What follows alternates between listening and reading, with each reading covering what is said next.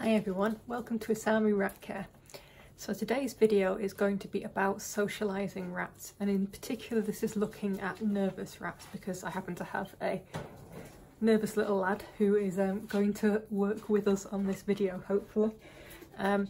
So I think the first thing I want to say about kind of working on socialising nervous rats is that every rat is different. There are different approaches, and it's something that you need to be very conscious of, that you don't just pick an approach and stick to it to the letter because that's what you should do, that's what you've read you should do, that's what you've seen on the video says you should do.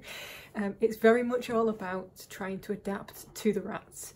So the whole aim for this is to kind of try something, see how it works, try and read the individual involved, and I'll try and talk a little bit about body language and such that they might be presenting and what to look for. And also understand that there are different ways to achieve the same aim, and some ways will suit you better and some will suit the rat better, and sometimes those align and sometimes they don't. So think about that very much when you're considering the situation. So who have we got here? Just a quick introduction.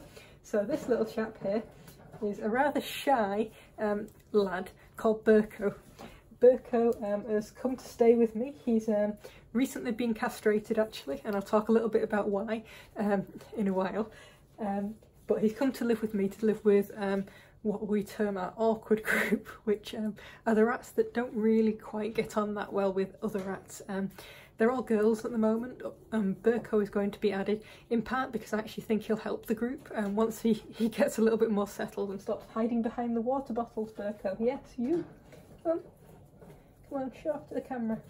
Yes, so I think he will help the group, and the presence of kind of mixed sexes do actually often help these situations, but also for his own good. The reason he's been castrated is he's proven that he just does not get on with boys, and various different introduction methods were tried, different groups of boys, small groups, larger groups and so on, and he just gets a little bit overwhelmed. He's a nice lad, but he's a bit of a wimp, and he's been through a lot of changes. He's had a couple of nice rendezvous with ladies, and it's just got a bit too much for him, and so it's decided that it's been time for him to be castrated. So that happened a week ago, didn't it, mister? But nevertheless, the castration was done purely to mean that he can live with the girls, and actually we think it will probably help a little bit with the tension that he feels. He is not a rat that I would say is particularly human friendly though, and that's part of the reason why I've selected him for this.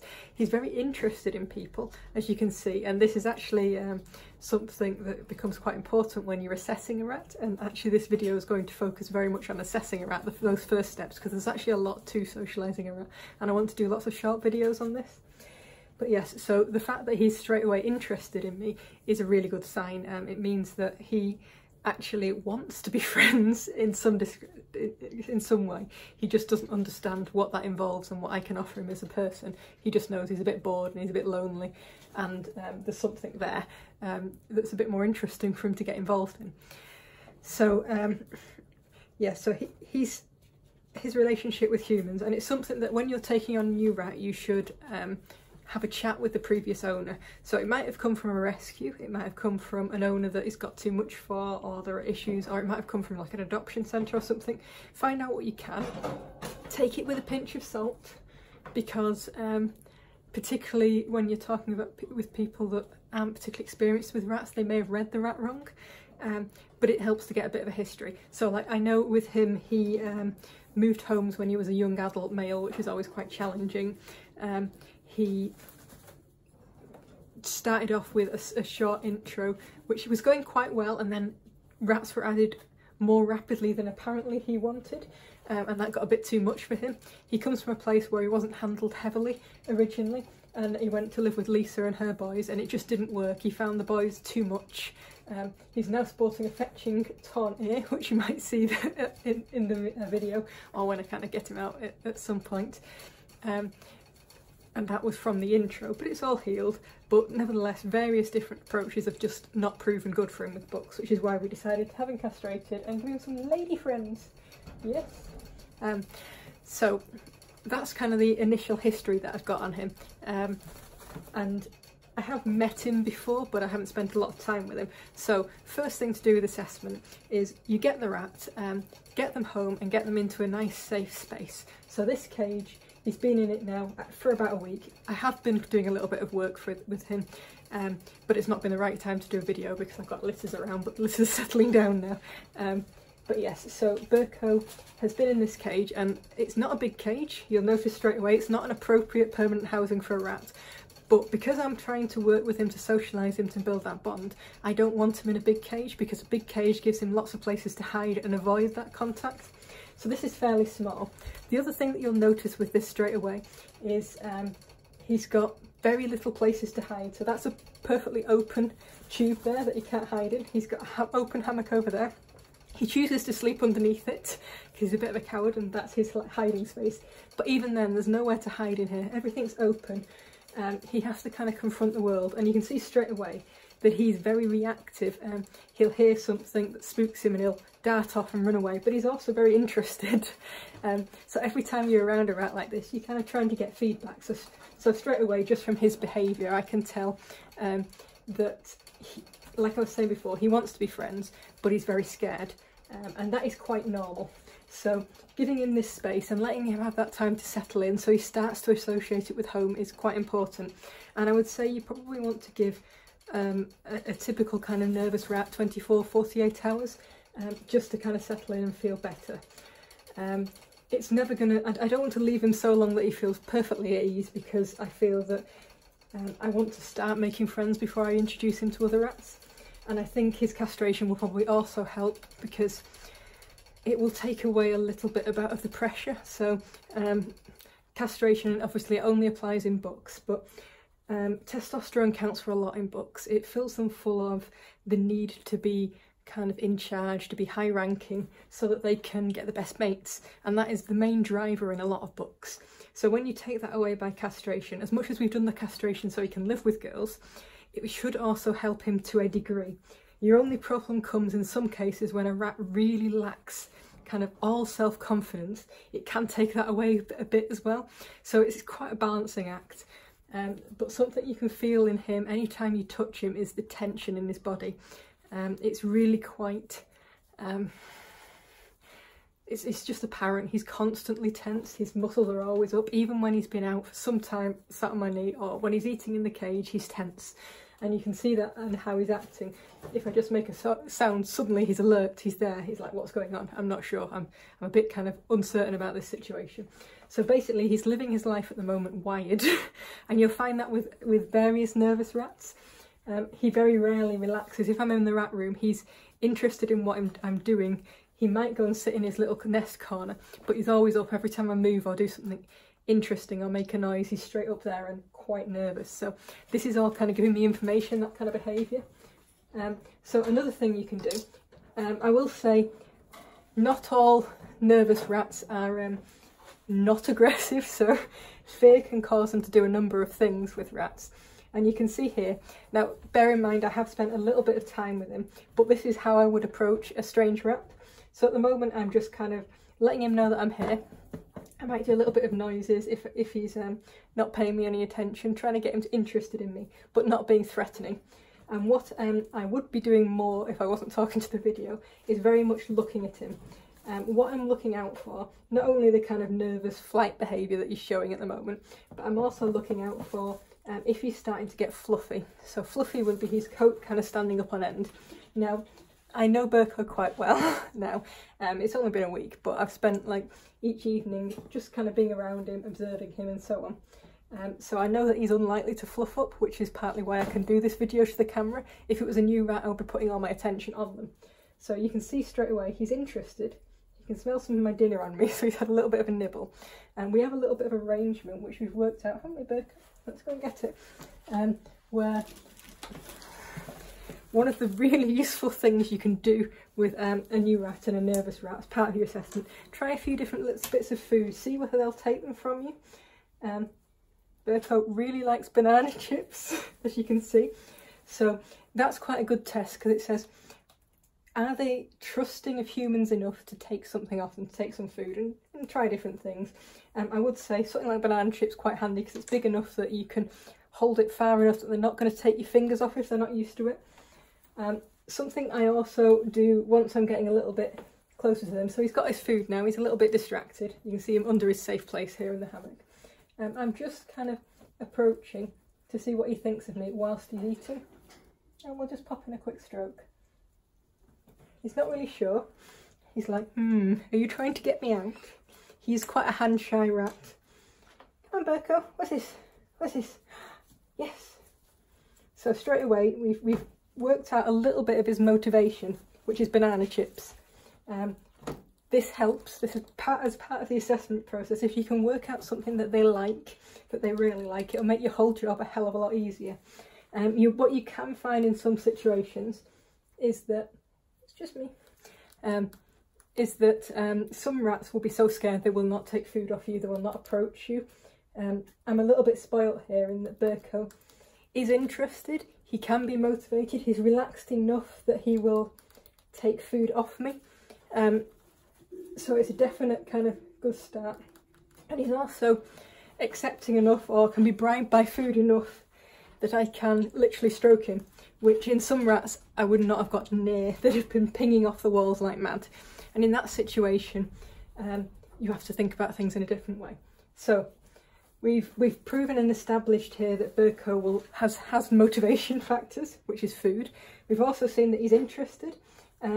He's okay with me being in the cage and touching him in the cage, but he doesn't particularly like it. Like if I went to him now and started trying to stroke him without the food in, straight away he's kind of backing away, he's slightly defensive, and he's a little bit scared, having a little bit of hop around there. Yes, see, not bad. But at no time is he doing that fluffing up, sidling. In fact, he's even put a paw on me there. But bear in mind, this is after a few days of us kind of getting to know each other too. So there's kind of potential there. No, that's not, but no more banana chips right now, later. Yeah, there's potential there to work with. If a rat was just frozen, huddled in the cage, and that's one behaviour to look out for, the kind of freezing behaviour. It shows that the rat is switched off from the situation and if they're so overwhelmed it's too much for them. Berko has never been like that, which is quite nice, because it's very hard to work with a rat in that situation. You have to give them time to come out of it. Whereas Berko wants to be my friend, as you can see. Well, he might just want me for my banana chips, but I'll live with that because we can get there. Right, so the next thing I'm going to do is get him out. Now, with a rat that is scared, and he clearly, like when I go to touch him, he flinches and backs away. I know that in order to get him out, I have two choices. I can tempt him into something, and that is what I would call a kind of softly approach, or I can just get him, and that will mean moving quite fast and him probably clawing me. And I will say that I bear several scratch marks from this technique, which are healing. I cut his nails a couple of days ago because it was getting sore. Oh, did I make too much noise, Berko? Did I? Oh, bless you. Yeah, so what I'm going to do is going to get him fairly quickly, and I don't want him to get freaked out, so I'm not going to make this a long process. I'm going to get him, grab him, pull it, take him out. If you kind of slowly approach and end up chasing them around, you will work them up more. So you either need to wrap them in something if you're really freaked out about being bitten. Try offering a tube if you absolutely don't want to pick them up and that really upsets you. But if you are going to pick them up, go firmly, go behind their kind of shoulders. My trick of kind of attracting the attention of something there and then grabbing them from behind works very well. And as you can see, he did not like that. He did not like getting out, but once he's out, he's fine. And that's something you find with a lot of rats. When they're kind of easy to get upset, hand shy as such, once they're actually out, they're not bad, but they just don't like that initial getting out. And he's actually got a little bit better, possibly because I move a little bit faster, or he's just accepted that I'm not that bad. So now he's out, I'm kind of assessing to see how he responds to being out. I'll move this out of the way a little bit so you can see I'm further away. Yeah, so I'm kind of feeling how he reacts to my hands on him. So I'm doing a lot of stroking, I'll reposition at times. I'm feeling for his level of tension in his body. You can feel tension, kind of rock hardness. What you can also sometimes feel is the rat will quiver, which is kind of a nervous excitement. I'm also kind of giving him a few little kind of lovey bits. So a lot of rats love being scratched around the shoulders. particularly books. In fact, I call it the book spot. And I did discover last night, if I get him in the right mood, I can surprise him and me and get him to, and he licked me 3 times last night, and then was so shocked that he didn't do anything for a while. It was news to him. But yeah, so a bit like offering the banana chip, and I would try with different foods if he hadn't immediately gone for the banana chip. We're kind of trying to find out if there's something that he likes, because if there is something that he likes, like he might like firm stroking, or he might like very gentle stroking. He's clearly relaxing a lot more on me now than he was in the cage. You can see whilst he's still interested in what's going on, he's not, no, I can see you going there. He's not as kind of focused on every little thing. Unfortunately, he's now just realised that the cage is just behind me. And you're a bit of a wimp. Yes, you are back. Right, so that's partly what we're doing. I would not start, definitely would not start free-ranging a rat like Burko. Even though Burko is quite good on me, free-ranging at this stage would be disastrous. He would get himself wedged behind something and terrified, and I would make him more terrified by getting him out of wherever he got stuck. The other thing that I'm choosing not to do, and this is very much a style thing, so different owners will have different approaches to this, is I'm not going to let him go in my jumper. Now, some people will do that because it's a good way to make them feel safe and reassure them, and it can work really well. It's there are 2 main themes, and it's something that will come up fairly regularly in this when you're talking about socialising a rat. There's what I call the kind of softly approach, and then there's the confidence approach. And I very much naturally favour the confidence approach because it's just the kind of style of rat owner I am. And the main difference is softly, you allow the rat to make all the first moves. You will spend ages with the rat in the cage, letting it approach you, choose to approach you, wait for it to choose to come out of the cage, and so on. It takes a lot of time, but it can work really well with some rats. Some rats need a little bit of space. Some rats respond well to somebody taking the moves for them, which is my kind of more natural style. So I will choose on behalf of the rats, and I will use my kind of level of self-confidence, my knowledge that we'll get there. We'll be best friends one day, Mr. Burko. And I'll use that and my kind of confident handling to make him feel safe by letting him kind of trust me to take some of the kind of pressure for him. And that works well with some rats and not with others, and you've got to kind of balance that. And actually quite often I end up doing something somewhere in between. So the time I spent with my hand in the cage was quite a softly approach, letting him choose to sniff me. And then when I took the initiative and took him out of the cage, it was me saying, right, my turn. We'll do a little bit of bonding on my terms, and then we'll go back to letting you sniff my hand later on. And it's just kind of trying different things so you can find the right kind of move. So that's kind of where we are with basic assessments. Now the next logical step on an assessment would be to try him with other rats, and you would want to pick certain kinds of rat for that. You'd want to pick a very calm kind of solid rat, and that's not going to happen for another few days because he's only been castrated for a week and he's going in with girls, and we don't want him to make any little extra babies, do we? So in a few days time I will be trying him with a particular girl that I've saved, which is one of my adults, called Tato. She's a very kind of solid girl. She overreacts a bit to babies, but she's very good with adult rats. So she's probably the best of the awkwards, and I feel that she'll settle him quite well. She's not scared of very much. She's a very confident rat, and you need a confident rat. So we shall see how that goes. That will also be a major step in bringing him out of his shell too, because Tato in particular loves me. She's definitely one of my girls. She's living up there at the moment. But yeah, she's definitely one of my girls, and that will help him learn to trust me, having another rat that doesn't get worried, doesn't get upset by things, and will just run up to me and probably run straight onto me. So we should try that and get you a lady friend. So that's it from just the kind of assessment set phase. I'll try and do specific videos on particular elements. This one's going to be a little longer than the rest because obviously I've had to cover quite a lot of the kind of basics and the starting points.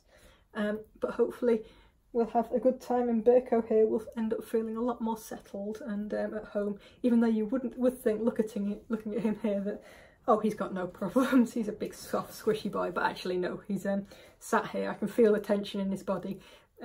He would far rather be in the cage right now. He's just allowing me to fuss him. Sometimes he kind of enjoys it, and other times he remembers that he's not meant to be enjoying it, he's meant to be scared. But you can feel that all through the kind of amount of tension, the way he's tucking his head in like this.